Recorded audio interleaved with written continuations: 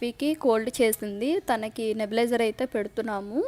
అశ్వి అయితే నిద్రపోతున్న టైంలోనే పెడుతున్నాము. యాక్టివ్గా ఉంటే లేచి ఉంటే అసలు పీకేస్తారు కదా, పెట్టనివ్వదు. సో నిద్రలో అయితే తెలియదు కదా అని చెప్పి పడుకున్నప్పుడే పెట్టేస్తున్నాము.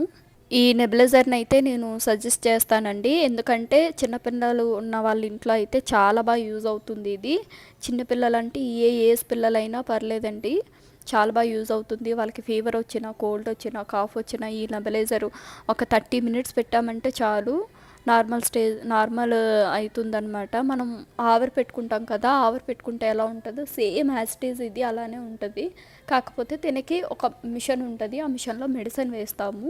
ఈ నెబులైజర్ ఎలా తీసుకోవాలి అని అడిగితే మాత్రం మనం ఓన్గా తీసుకోవడానికి లేదండి. డాక్టర్ దగ్గరికి వెళ్ళి డాక్టర్ని మనం అడిగితే మాకు ఇది కావాలి, నెబులైజర్ కావాలి అంటే డాక్టర్ కన్ఫామ్గా మనకి సజెస్ట్ చేస్తారు. సో అది తీసుకొని మెడిసిన్ కూడా డాక్టరే ఇస్తారు. ఎలా వేయాలి, ఎలా యూజ్ చేయాలి, ఎంత టైం పెట్టాలి అనేది డాక్టర్ చెప్తారు. దాని త్రూ మనం ఫాలో అయితే సరిపోతుందండి. మనం ఓన్గా అయితే చేయడానికి లేదు అస్సలు.